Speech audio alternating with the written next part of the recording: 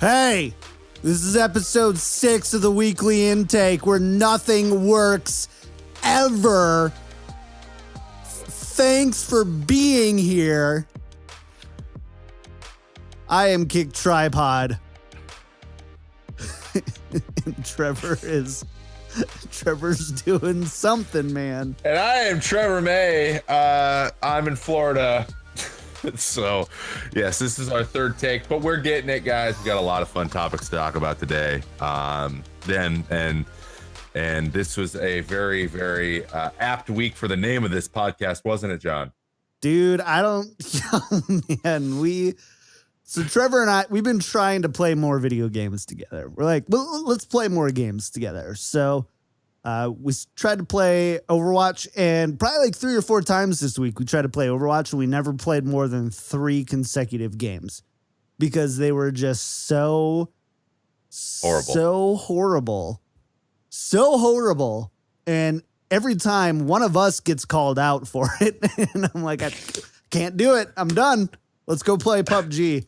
And Let's go play PUBG. Then we lose in PUBG too. It's just inevitable. You're trying so hard to be positive and talking and just trying to have a good time. It's tough when there's someone who is on purpose trying to ruin everyone else's game. And it's happened a few times, and you know, a case can be made that either I'm being toxic or you're being toxic right away, because we've had 2 or 3 games in a row where someone else is toxic, and then it's a vicious cycle. It's a vicious cycle, and that's what Overwatch has been. But that has inspired my pet project, a topic for today's podcast, which will go second, but just to touch on it. You know, we're going to talk microtransactions. It's been in the news quite a bit lately with Battlefront 2. We'll talk about that in a moment. We're then going to go and give you our guide to playing Overwatch, which we may be talking the talk more than we're walking the walk, but hopefully by putting it out there to the universe, that'll help us take the next step in enjoying ourselves on the Overwatch battlefield. And third, an interesting project that a lot of big streamers are doing that have played well in the past. Project 60, everyone's leveling with the announcement that we talked about last week, with the announcement of Vanilla WoW servers coming in the next 5 years, evidently, and so everyone's like leveling up to their favorite expansion, like only buying to that expansion and then playing all the content like they're playing the old expansion, which is pretty cool. You know, Project 60 is vanilla, obviously, and then now they're the same guys like Soda Poppin and Asmongold, and you know, Bahira, and all those guys might go to Project 70 next and play Burning Crusade, and so on and so forth. And it's all very interesting. So we're going to talk about that third, and then touch on a couple interesting games that have come out, or are coming out, or have come out. So a couple of which are mobile games that I like to touch on. I have them both on my phones. Well, both on my phone, and it's interesting to say the least. But anyway, yeah. Let's start with topic 1, microtransactions. Yeah. How great every time we say microtransactions or EA, that sounder is going to play. You're going to get sick of it really quick, but we're making a point. Can't wait to be on a game show. It's going to be great. Right? It's going to be awesome. So this past week, Battlefront 2 is now live. It was coming up to its launch week, and some people had early access if you were on the EA Access thing and pre-ordered and did all that stuff. And so when that was going on, people found out pretty quickly that the game was pushing you really hard to pay for these loot boxes. And the loot boxes, what they have in them, a big part of what they have in them is the actual heroes for competitive play. And someone did some math. It's not the most credible math in the world, but basically said somewhere between 40 to 80 hours of gameplay to unlock one hero. Or you could just buy them via loot boxes. So EA responded on Reddit saying that the time acquisition for heroes was based on a bunch of data mine, blah, blah, blah, blah, blah, stuff like that. And they want players to feel like there is a sense of accomplishment and progression in the game. That's right. They want you to have a sense of progression and accomplishment in the game by grinding the game for 80 hours or paying $5. So it quickly became the most downvoted Reddit comment in history. And not just by a little bit. Like before this, I don't even think the most downvoted comment cracked 100,000 downvotes. It was like 59. Yeah. And now 4 of the top 6 comments are all from EA in the last week. The top 6 most downvoted comments, all from EA. And the top one is now, I believe, over 750,000 downvotes. 750. My favorite joke is a Reddit mod said that they would charge them $2 per upvote to get them back there because they want to give them a sense of accomplishment. I was like, yeah, that's pretty good. It's pretty good. That's really good. So that's so clever, those Reddit mods. I know, right? It's like it's their job, their unpaid job. If you're a Reddit mod, kudos to you. Kudos to you. So let's talk about this week's discussion, though, because microtransactions and in-game transactions are a really hot topic for gaming right now in general.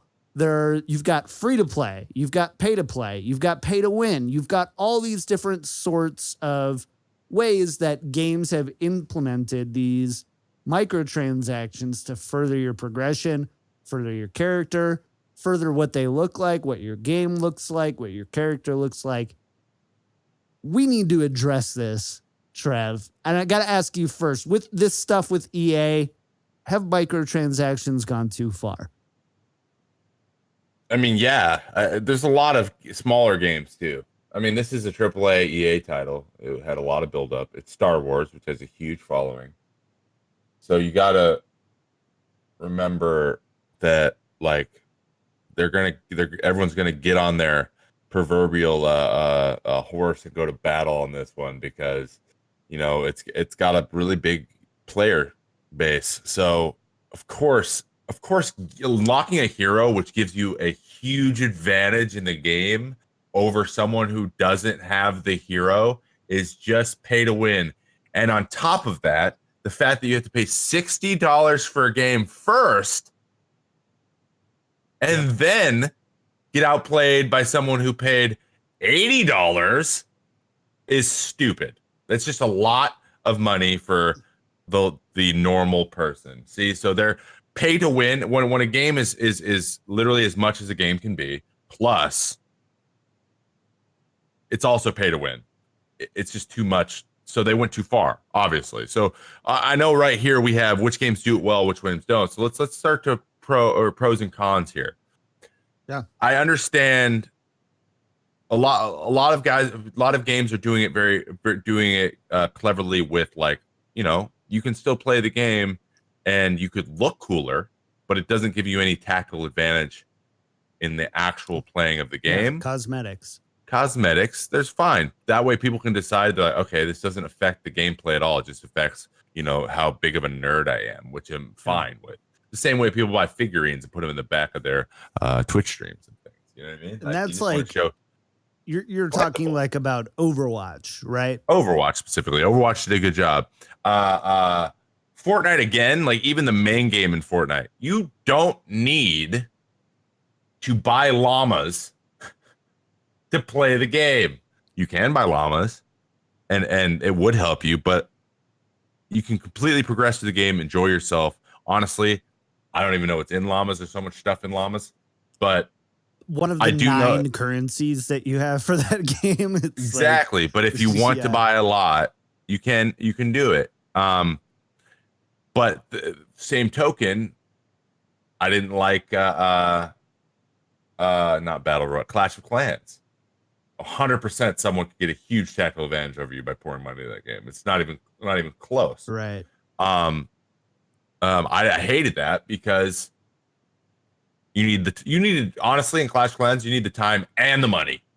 You need both. Yeah. You need to be on it all the time too to win. Not a good experience for the casual game, which doesn't usually work out. But a lot of people played that because you could come back to it, and if you didn't take it too seriously, whatever. But I think the one that Blizzard's really flirting with the line is Hearthstone, because and I hear this a lot for free to play games because Clash of Clans free to play. Yeah, free to play. And Hearthstone free to play games. And you're exactly right. I do a Hearthstone podcast. I am very ingrained in the Hearthstone world. It's a free to play game, but every year you get 3 expansions with 130-ish cards per expansion, which is more than ever. And they're all attained via random card packs. So you earn card packs by playing the game. You earn 10 gold for 3 wins. Maximum 100 gold per pack. Of 100 gold per day. And so that's basically, you can win a maximum of 1 pack a day with in-game currency just for winning. Now you have quests as well, which will range anywhere from 40 to 100 gold. I believe some will actually reward packs, usually older packs, not the current content packs. They did change it recently to now you can actually complete your quests with your friends, aka yourself. So you can kind of, do it that way. And they've made a lot of ways to getting in-game gold easier. You used to get 0 to 3 free packs per expansion. Now you get on average 5 to 10. They changed it so you can't get any duplicate legendary cards anymore. So that doesn't feel as awful. So like there's stuff that Hearthstone's done, but at the end of the day, to be a decently competitive player, it's $50 per expansion to make 1 to 2 competitive decks. That's pretty expensive. That's $150 a year. Now, anyone who's played a CCG or a TCG before, like a physical one, will know that that's peanuts. It's peanuts compared to what it costs those guys to play Magic the Gathering and Pokemon and Yu-Gi-Oh! Yeah. But you're right. Hearthstone is flirting with the line. But it is free to play to start, so you don't pay anything to start. It's when you combine the things, there's no other explanation than huge money grab. There's just no other explanation. There's no everyone else is doing it. It's not an excuse. Like you're charging $60 for a game. Like, didn't they somewhere say that that's mainly for the campaign and to have access to the competitive mode? But if you want to be like, they didn't factor in the whole competitive mode experience, which is why you pay, which is dumb. I would rather have them said, hey, we did so much and had to design so many heroes, we have to charge $90 for this game, than to be like $60 plus a bunch of loot boxes. Yay. And all I was going to say is they did actually redact. This was last night. I didn't even get to it. The show notes is they did end up saying that they're taking out the microtransaction, the loot boxes from the game for a time, until after Christmas. Everybody gets it for Christmas and they turn it back on, basically is what it's going to happen. I hope not. They said they're going to revisit and relook at it. And that is why it's not just about speaking with your wallet. It's being proactive and being outspoken about things that you think are unjust in the game. And I think that while a lot of people overreacted a bit to the whole EA controversy, I think overall it was justified. And I think the gaming industry needed to see that there is a line for gamers, and we're getting kind of sick of it. I'm 100% for like Hearthstone. Great example. It's free to play, right? So it means that your mom, my grandma can download this on their iPhones. They can play this game for free. And if they never spend a cent, Blizzard loses money on that. I fully am like, they have to find a way to make money. I think they did it fairly elegantly, although for Blizzard, it flirts the line. For any other gaming studio, I don't think it would get nearly the kind of like, but you know, you and I are pretty big Blizzard fanboys, and they're usually the white knights of gaming. And, you know, with Hearthstone, it's kind of like, ooh, this doesn't feel that great. This doesn't feel that awesome. And so I think that's why a lot of people are more outspoken about it than it actually is being a big deal. Mm-hmm. But anyways, I don't know.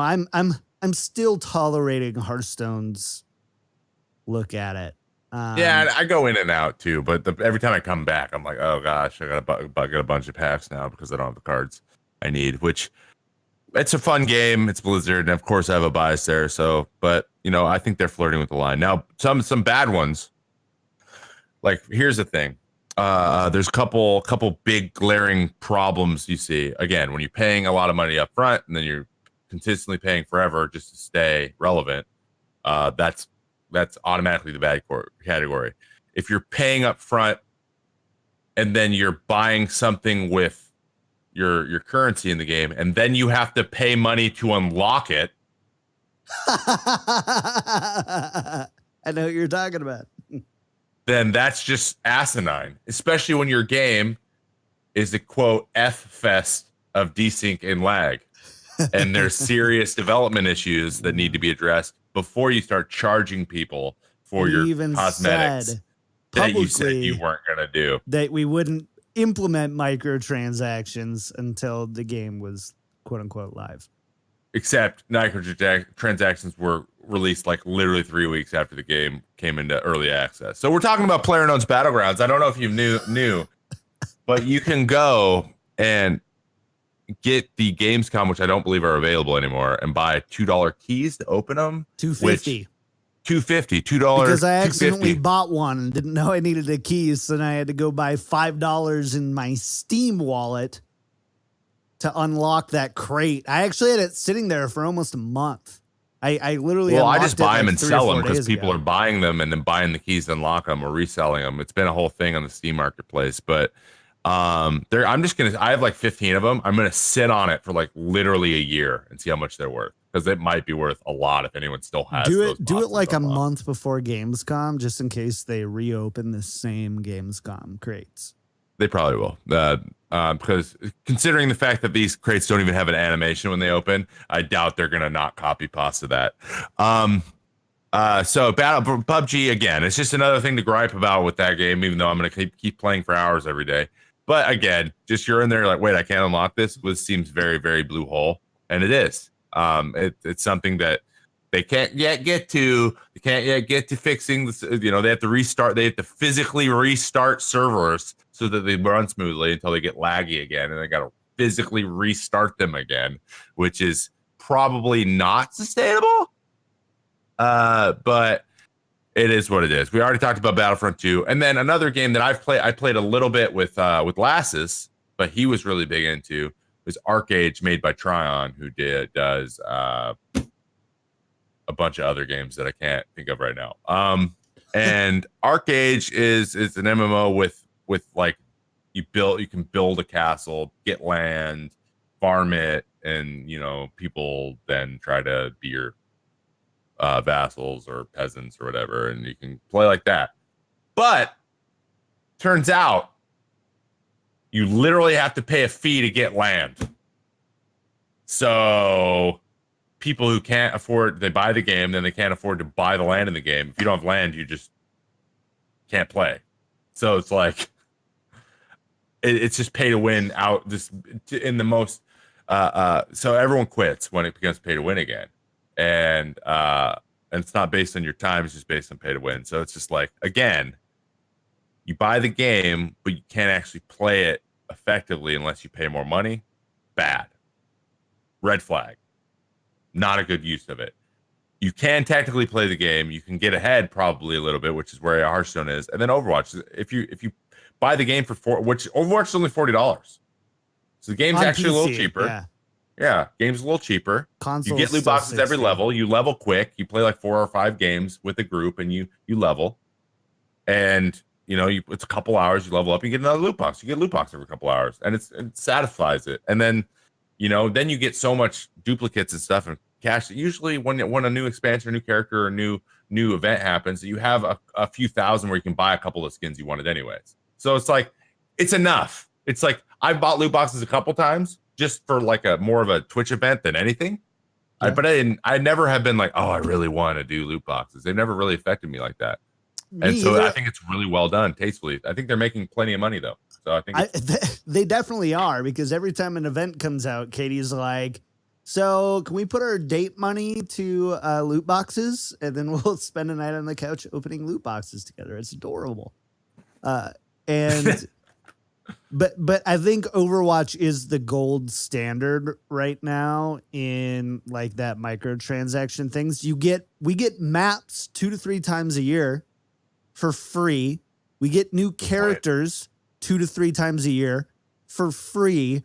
We get PvE events 3, 4, 5 times a year for free. The game's constantly being updated with new modes and new maps. And the only thing extra, I've bought loot boxes because I want to support Overwatch and not necessarily even feel like I need them. I just love the game so much, and I love what they're doing, and I want to like support that.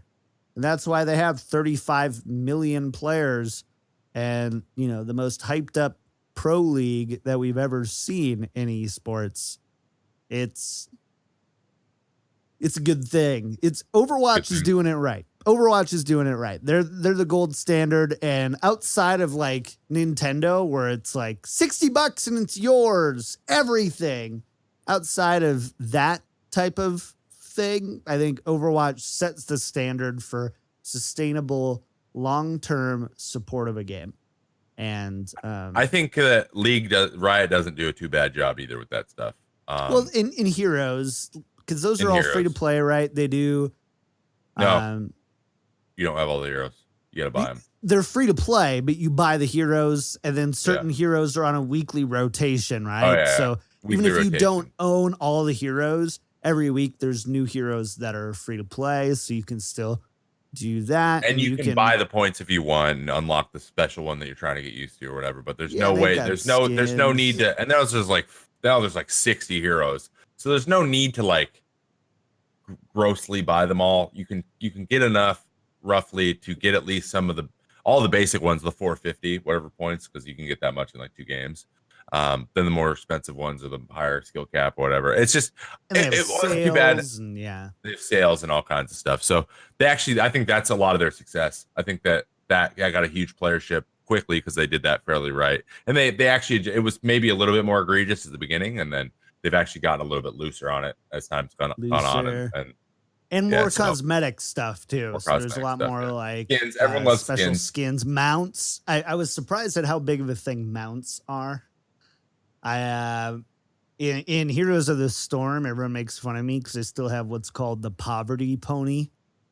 It's because I haven't spent any money on the games. So like I'll be playing this big old like orc dude, and you'll be on this like little tiny gray horse and just kind of like galloping along. Poverty pony. The poverty pony. Yeah. Like, cool. Shut up, guys. Cool players. Great game. Real neat. I'm so glad that you are so good at this game that you bought that mount. Just saying. Haha, got him. So, in conclusion, should microtransactions be used? I think it's just conditional. I think it just depends situationally what you have to pay for up front, and then whether or not it gives you a huge advantage, a slight advantage, or keeps the playing field even. And that's pretty much it. So if you try to double up, if you go for the money grab, especially right when the game's released, then you're going to get negatively looked at. Simple as that. That's what happened to Battlefront 2. So that's why we're talking about this. But they've kind of backpedaled on it, which honestly, seeing the community have some effect on how the game's being developed is freaking awesome. And a lot there you're seeing that a lot out of developers saying, hey, we get it. You guys have a lot of power on the internet where our games are played, and you can actually affect how people think about our games, and we don't have all the power anymore, which is good. Because it, you know, in essence, they're providing an entertainment source, and you know, they have an obligation to listen to the people playing their game. So that's good.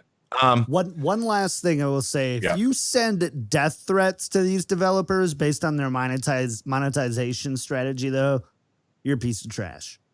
Knock that off. You don't send death threats to anybody for anything ever. Yeah, don't do that ever. Sorry, that's just a side note. I get it. You're salty. You love Star Wars. No developer deserves to have their life or their family's lives threatened. True statement. All right. Sorry. Moving on.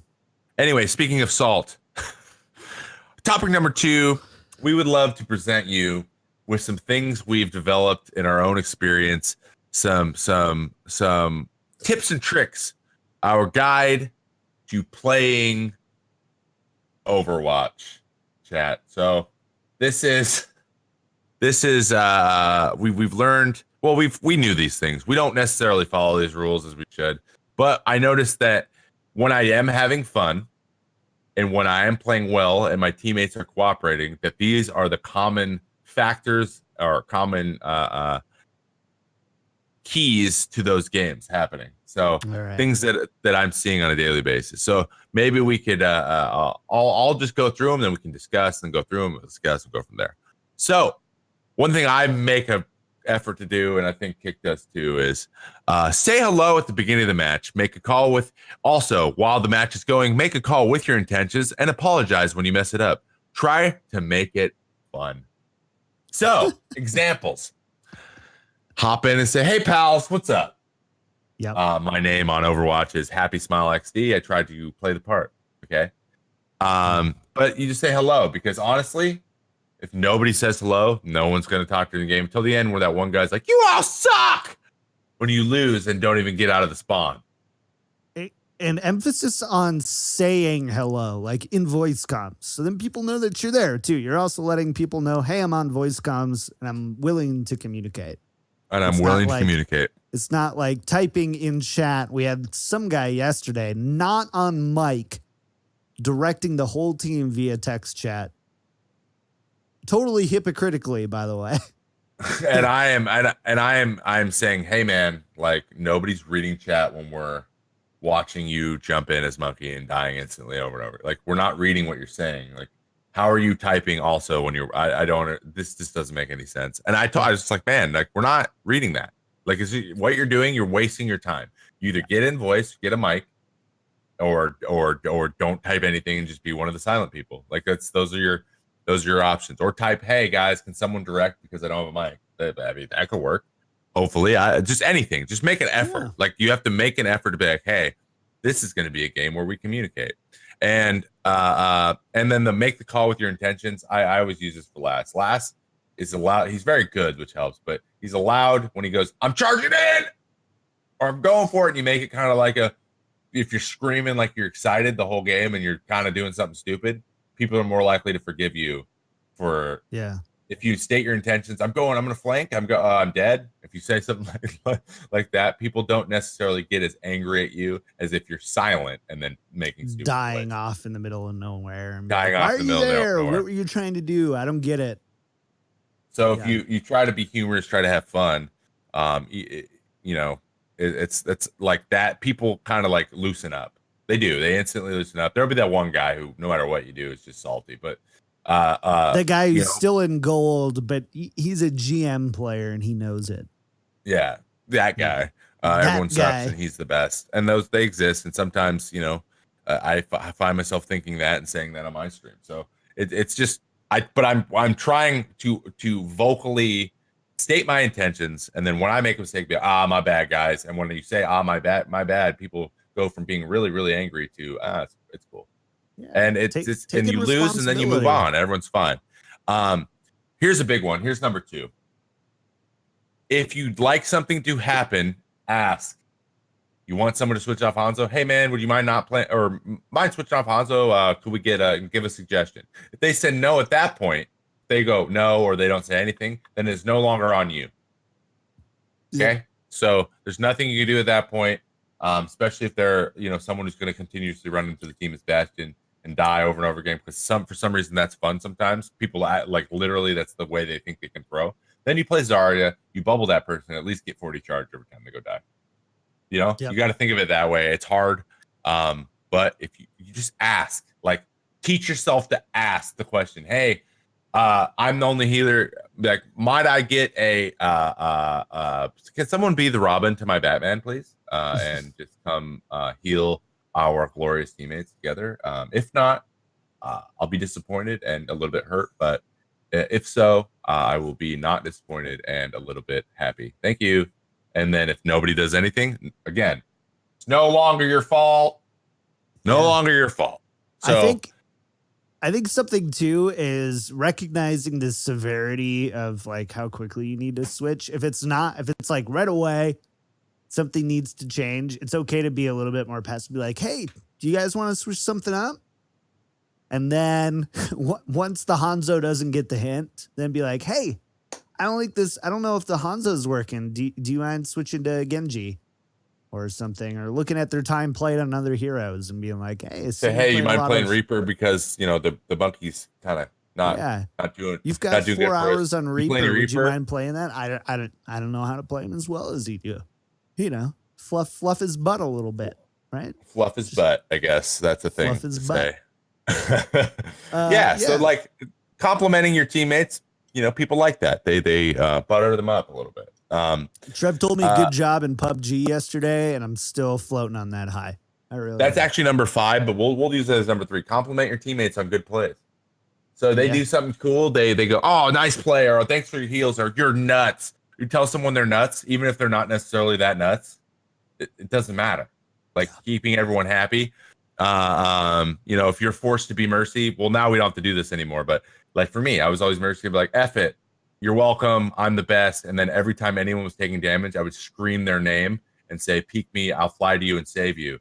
Every time anyone was in trouble, I would yell their name, and I tried to make it a game and funny and fun. And we won those games. So it's just, if you have to do something you don't like, do your best to switch your frame of mind. And then, which the actual number 3 here is feel yourself getting angry, meaning none of this is working or you don't have the energy to do it. If you no longer have the energy and all you want to do is shut down, be silent, stop playing Overwatch.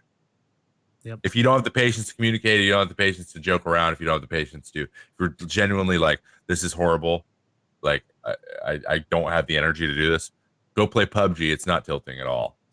Yeah, not at all. I heard Minecraft's fun. Not the original though. The zombies will kill you right off the bat, and that'll tell you too. Go find a mod where you're just in your own little world and you get to build whatever you want. And so honestly, removing yourself and having another game you can go to is huge. And something that you necessarily don't care about. I don't know, Battle Royale. That's a good one. I'm gonna start playing Battle Royale a little bit more because that looks super fun. I've actually played it quite a bit, and I want to play it again, but I don't care about it. Yep. So I can go play in bronze and just be like, I lost. Who cares? It's Battle Royale. Things like that. But let's hit 4 here. All right. Try to learn the basic value points of as many heroes as you can. That doesn't mean be good at every hero. That means I have to play McCree. I have to play Soldier. Where should I be that won't make me dead? And will at least like I'm alive and I can do something, even if I don't have great aim or don't whatever. So like McCree needs to stay behind a shield because he can't move. Sorry, I can be more aggressive, and all you got to do is be like, I'm not good at timing my bubbles, but Reinhardt I can bubble all the time, or the other tank I can bubble all the time. So I'm just going to focus on doing that and getting charged because I'm pretty good at doing damage. Being Zenyatta, even if you're not discording the right people or don't know who to discord, just say who it is. Yep. Like those are things you can do. Just like one thing. I don't play them very much, but Discord on, and just have that one thing that you can go to if you don't like playing the character. Mercy, you're like, I need to be able to move a lot, so at least know where your team is. Like that's it. That's your one thing. Just do your one thing good and do your best. And so that way you can't be like, oh no, I'm on something, I give up because I never play them. That's just There's going to be times where you have to do that. So you got to wait. Do you want to have fun? Do you want to win? Like, what do you want to do here? And then go from there. Yeah. How do you feel about that? Because I'm not saying I don't need everyone to have like 10 hours on every character evenly all through the whole game, but just knowing what a character does, right, is important. And that's something that comes with time. You know, someone who's brand new, 25, hopping into their first level of competitive, like, you know, first game, they're not going to know every hero. And I don't expect them to, honestly. But if especially if you're going to take on that leadership role kind of thing, the guy who's going to lead, not even lead the team, but they're going to be one of those positive forces to try to get the team to band together to win. You need to have a more than just a basic understanding on the heroes just you're good at. Too many people are like, I'm a this main, but let me tell you everything else you need to do with your heroes. And it always ends up coming back to how it makes them play better and not the team play better. And that shouldn't be. And if you are newer to the game and you don't have like experience and you're hearing Trevor speak and you're like, I don't really know how this player works, go watch a 5-minute YouTube video, then spend 10 minutes playing against AI with that hero. Get a basic idea for it. 15 minutes could save you 15% or more on your next Overwatch loss. So yeah, it's it's just better. It's just better. The experience is better that way. Yeah. So just for everybody, know the basics. I totally agree. And tell people when you're ulting. All right, let's just support. No one cares if you have Zen ult, or no one really unless you need to engage. Like I find myself being like, I have Valkyrie, and everyone's like, okay. You should always have Valkyrie. You're a mercy. That's what I say every time. They're like, or I'll be like, I have Zen ult, and they're like, okay, use it when they attack us. Thanks. And you're like, okay, you're right. You're right. I don't like know why ones I told like you. Graviton and stuff. Yeah. Do you really when have no one to grabs, communicate? Comboing ults. But those quick tips, honestly, the biggest one is remove yourself when it sucks, and maybe not play for a bit. And it's gonna suck sometimes because it's just a very like tilting game. It's just very competitive, very tilting. A lot of tryhards that aren't very good. A lot of really good players that aren't tryhards and don't care about you or what you want. Like it's just there's lots of things, and you know, you just try to identify the people who are positive and stuff, and just kind of like honestly, if you can find a teammate who's like really positive and like talking and stuff, really just help them correlate with them, and then everyone else will kind of follow you, because no one wants to lead. Like a lot of people just don't want to lead; they want to be led. So if you can be one of those people who talk, you look at these guys who are really, really, really good, and their types of comms. Honestly, I don't know how they have the energy. Some of them, but like Emong, like or XCC, like right. They just have insane. You know, I don't know what it is, but they have energy somehow for hours and hours. Oh, well, even like Calvin, all those guys, they communicate really well, or their whole team does.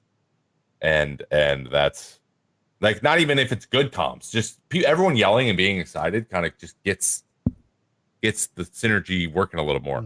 So that's something you can, and if you don't have the energy for it, and you don't, but you better not mind like losing in silence sometimes, because if that bothers you, then you better be talking. Right. But and there's some stuff.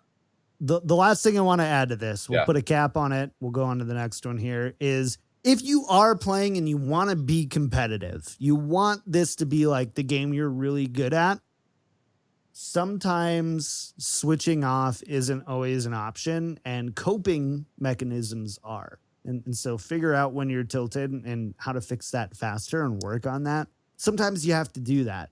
I had to do that with Hearthstone. I would get tilted after one loss.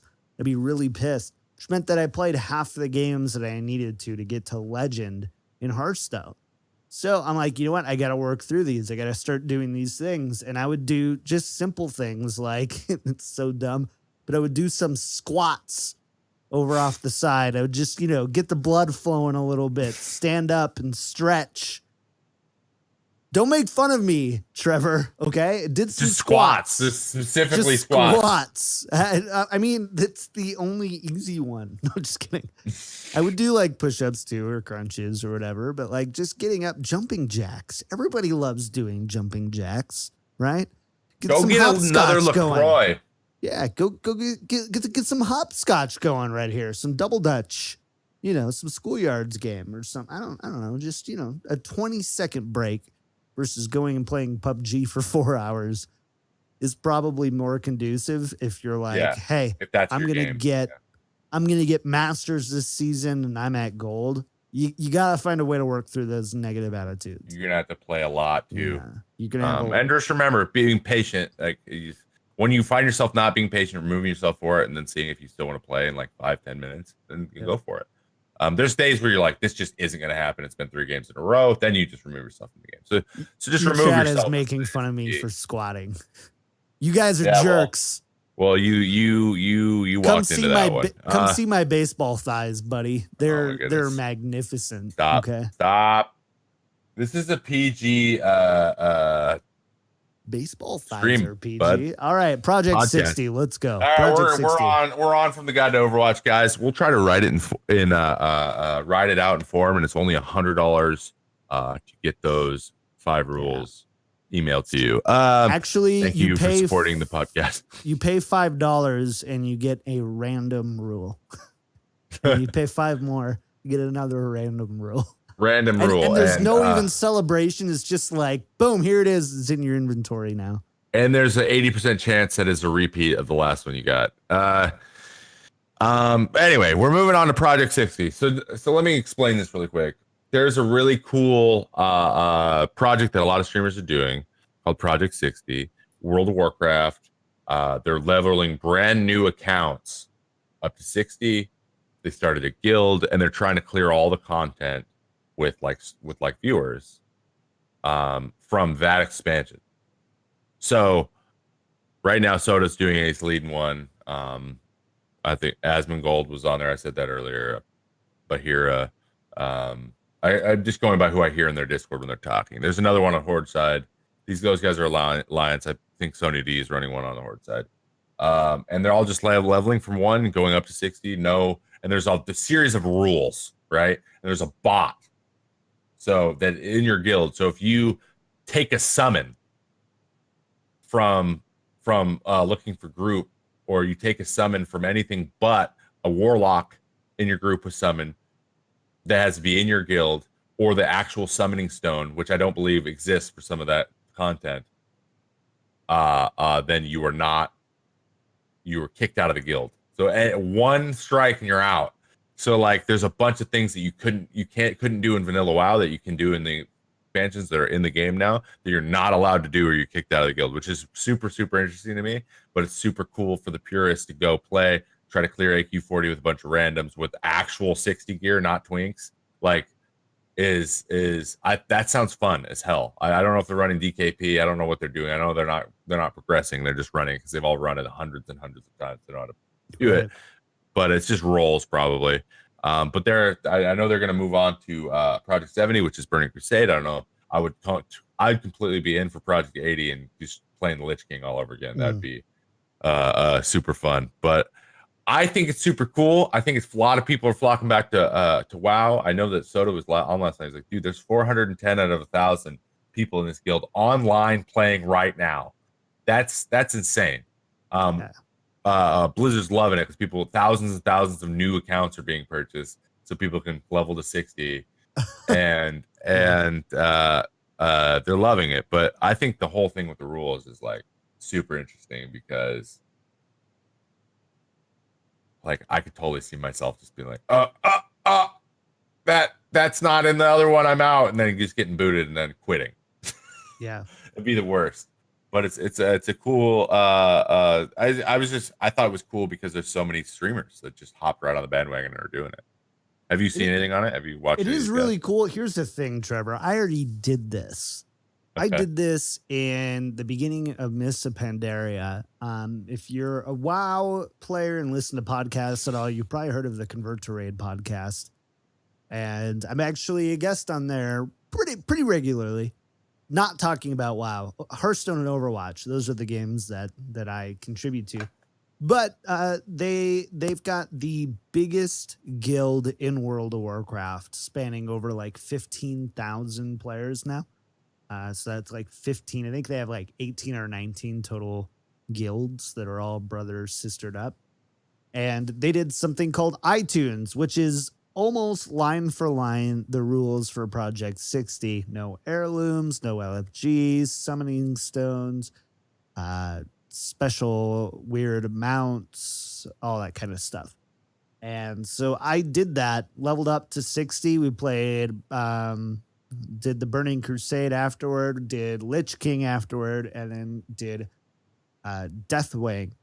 And then after that, I stopped. But yeah, so I did it, and it was a really fun time for me. And that was back when I was playing WoW 60 hours a week, probably. The nice thing about WoW is it really isn't, there's so much time that isn't tilting in World of Warcraft. You know, it's really easy to, there's so much stuff to do that won't tilt you. It's, yeah. And so I did it, and it was a blast. And if you want to experience older content the way that it was experienced by others, it's one of the best ways to do that. It's not perfect. There's a lot of like weird little things that you can do that make it so it's still not quite the same. Like the first raid of every expansion, you just crush for some reason. I don't know why. Next ram is just dead. Yeah, just like, yeah, we did all of them on the 2 difficulties in 2 hours. So you're like, what? And yeah, so but it gets more difficult, and yeah, it's a good time. You should definitely do it if you've got the time to do it. And I still say though, like, yes, all that stuff was great, but I think that current content WoW is better than that nostalgic content, and I don't think I would do it again. But I also experienced that, and now I'm like over it. I'm like, cool, yeah, I did it. I won't do it again. But you should, Trev. You should. I'm thinking about doing it at some point. I think it'd be interesting. And it's like it's all community based, right? So it'd be just super cool to be in a huge group of people also doing it. That'd be fun, because some of the funnest times I've ever had is playing, like progressing through Naxxramas and being told I suck at being an off tank, and then switch to a new character, and then becoming like one of the best holy paladins on the server. And I was like, I found my calling. I'm just really bad at my rotation as a prot warrior, which was at the time the hardest. She could take the most punishment, but holding threat like over a fire mage or something on on patchwork was like impossible, because he's just over there blowing him up, and you're just trying to shield slam every. You just had to get cooldown. It was crazy. I remember, but I miss stances, and I miss all that stuff. All that stuff's not coming back until the other. It just was so much harder to the very specific. I don't know. I just miss elitist jerks and stuff. All that stuff was really interesting to me. Yeah. And going to grind for one little thing. I think that's how Ian Hazakostas got to the World of Warcraft team, right? He was like a guild leader for elitist jerks. Yeah. And their site was where everyone got their information. Yeah. On min-maxing until at least Lich King. I think it fell off after that. Well, yeah, they went like behind a paywall or something. Everything went behind paywalls. King, and then all those big sites like Wowhead and stuff bought out a lot of the all these sites started to take over. But it was fun. I mean, that's just how it actually has a lot to do with the way I think about everything, and video games, especially with some of the behind the scenes things I'm doing business wise are based on that idea that people love figuring out ways to win and beat it, especially when it's really, really hard. Yeah. It's just the competitive nature of people. So that's why WoW was so blew up. It's just there was just so many ways to play, and from the hardest of core to the most casual, both those people were in Dalaran at the same time. Both those people in Orgrimmar at the same time, just doing different stuff. I think that's why it was the most scalable game like ever made, and that's why it scaled like it did. But I think it's cool. I'll probably do it at some point. I could see myself hopping on that train like when they announce, hey, in 3 months the vanilla servers are coming out, and then I would hop onto a Project 60, get an idea. Because be honest, I had such minimal exposure. I didn't do any of the big raids in vanilla. I played vanilla for a month. I was a kid too, and I was solo a lot. So like, I was like figuring out how to like solo tank dungeons and hop into random groups and pug that stuff. Like that's what I was doing. And then Burning Crusade is when I started to get more into the progression, joined a guild. I still soloed that I had like 2 or 3 buddies, and we would just pug with guilds. We didn't join a guild because we were in high school and we didn't have time and whatever. And then in Lich King, as I got invited to a guild, we all did, and then we made really good friends there, and that's when it really took off. But so yeah, it'd be interesting. It'd be fun. I think I would enjoy it. And we'll probably do that, and I'll let you know their podcast. So that actually, we literally had probably the best time management this episode than we've ever had. We're gonna hit on some new games here, some really cool ones. First off, Nioh, the Japanese, or I think it's or Korean. It might be Korean. It's either one. Sorry, I apologize for my Japanese and Korean viewers / listeners. But it's pretty much Dark Souls, a little easier. Same type game. It's weird you're even taking souls, which they call something else, but it's the same premise. And it came to PC, and it was only on PS4, I believe, Sony. So I think it's a Sony game. And it's really fun. I actually had a real Dark Souls. Yeah, it's too much brain power. Whenever I'm playing Dark Souls, I'm like, I just want to play something that I'm good at, and I'm not good at this game, and dying constantly is just awful. But Nioh, I've really enjoyed. So I believe it is $40 on PC. It's in the Steam store. It might actually be on sale. And I'm actually starting to end my stream with a little bit of play now for a while, and I kind of want to beat it. So if you're into the adventure games, the what is it called when you're dodging all the time, the window of opportunity or whatever, it's a very like timing attacks, dodging them perfectly, getting attacks, managing your stamina, getting gear, playing through the storyline. It's got a cool storyline where you start in the Tower of London and you're it's a whole alternate history thing with how the Queen of England's looking for fighting against Spain, and they get this mythical object, and then there's a bad guy it's just really cool. You should go check it out. I like it. I know it's been out for a while, but now it's on PC, so it's a little bit more accessible to a lot of us PC guys. Cool. That's you have Knives Out here. That's a you game. Knives Out is one for me. And do you like playing PUBG? Well, that's great, because now you can play PUBG on your phone. And so NetEase, kind of Blizzard's partner in China, actually, they make their own games, but in China they released a game called Knives Out. And it's complete. Is it called Knives Out? Because it's called on my phone right now Rules of Survival. Different. They're different games, both made by NetEase that are like PUBG? I guess. But yeah, mine's absolutely Knives Out. It's absolutely called Knives Out. Did they make 2 of the same game? I have no idea. But right, it is explain Knives Out. We'll see. Yeah. It is a mobile version of PUBG. I mean, I think they even took some of the default sounds from PUBG. That's how shameless it is. The same art style and whatever, and you can play it all on your iPhone, iPad, or whatever. Holy crap! They are the same game. Are they the same game? I think Rules of Survival might be like supposed to be Fortnite, and the other one's supposed to be PUBG. There's literally 2 games made by NetEase. For those of you that can see on the camera, they're both back to back if you type in Knives Out. Wow. Knives Out, Rules of Survival, both made by NetEase. That's crazy.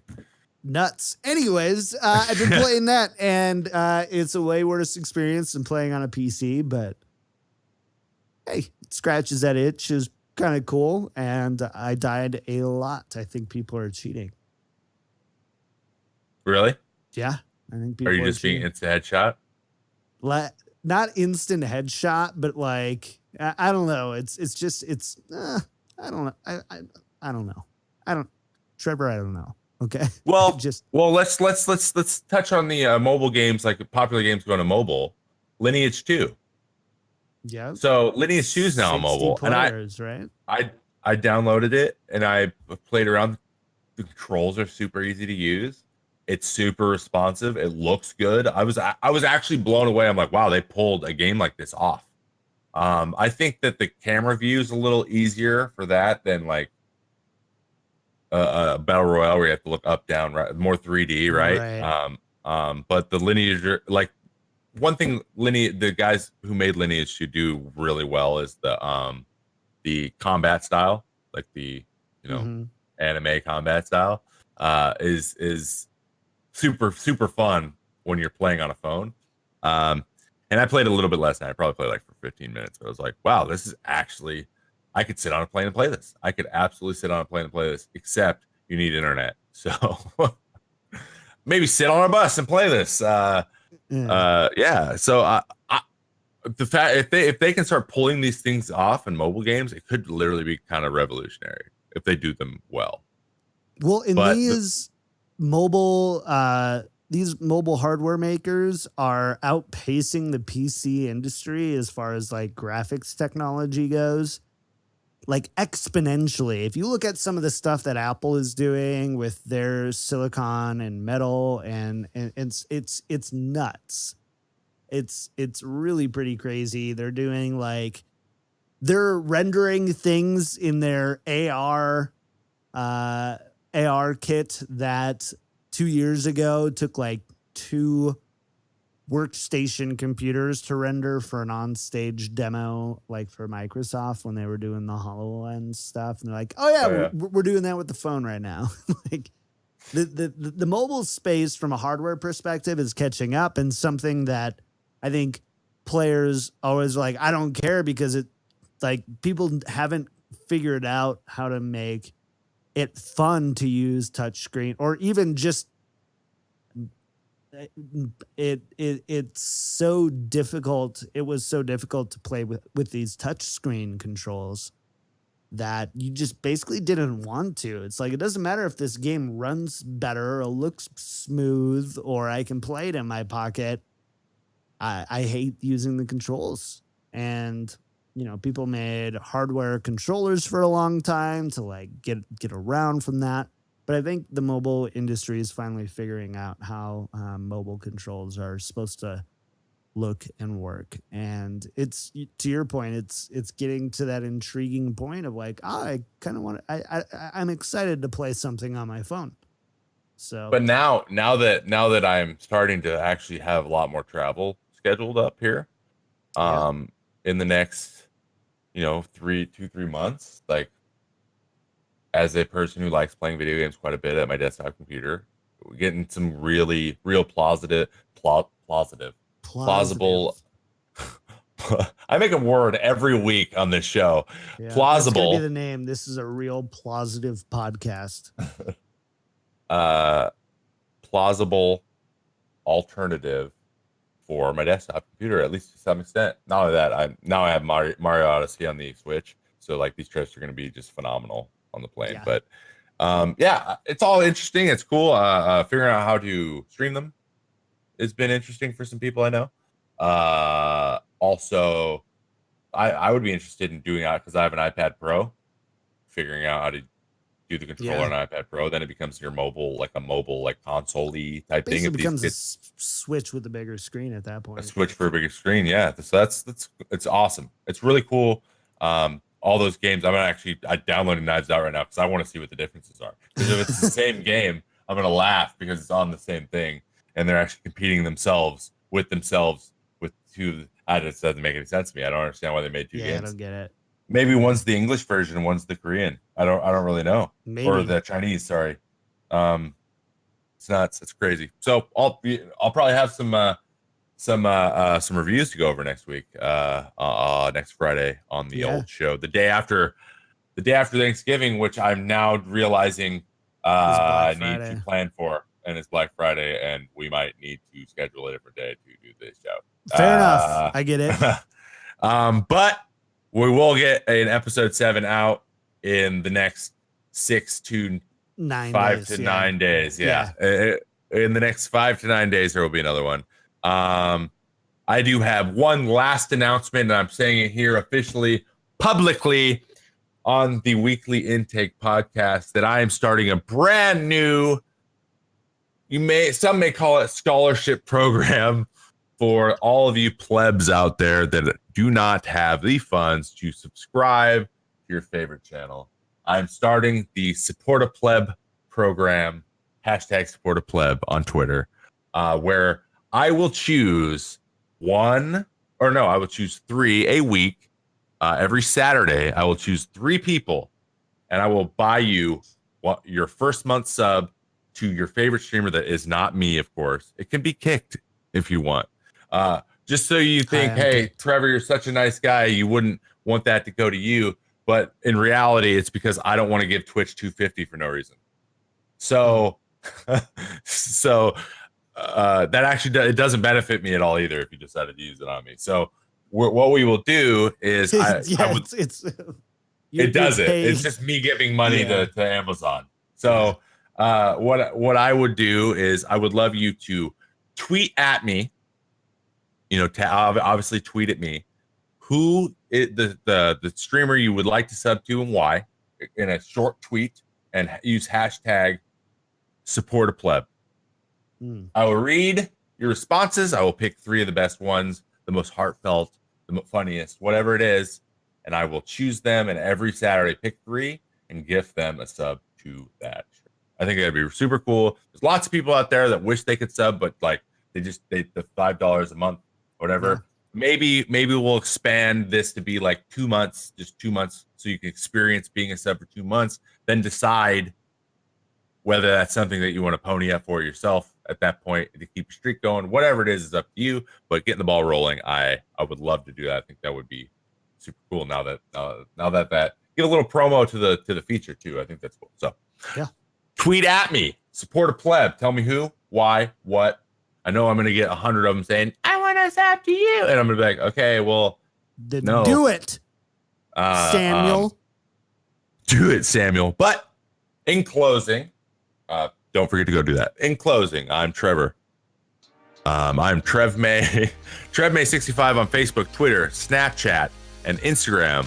And then on YouTube and Twitch, I am Trevor May. Now I need to switch everything to I am Trevor May. That'll happen eventually. I'm just afraid of losing my blue check, so that's why. And don't forget to support a pleb. John. As for me, you can find me everywhere at Kick Tripod, twitch.tv/Kick Tripod, twitter.com/Kick Tripod. I also do Well Met podcast, and I'm afraid to say this, but Trevor, I think that Overwatch League show is going to happen in the next 7 days.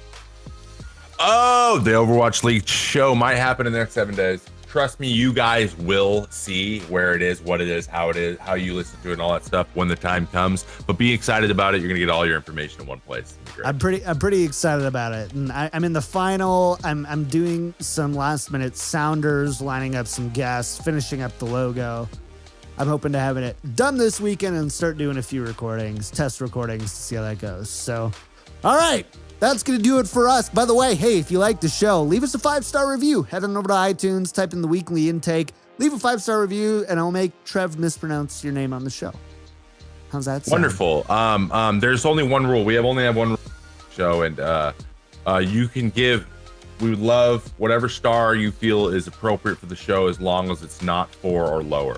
Thank you so much for listening. I will continue my stream after the show, guys, so don't go anywhere. You have a wonderful rest of your day. Bye.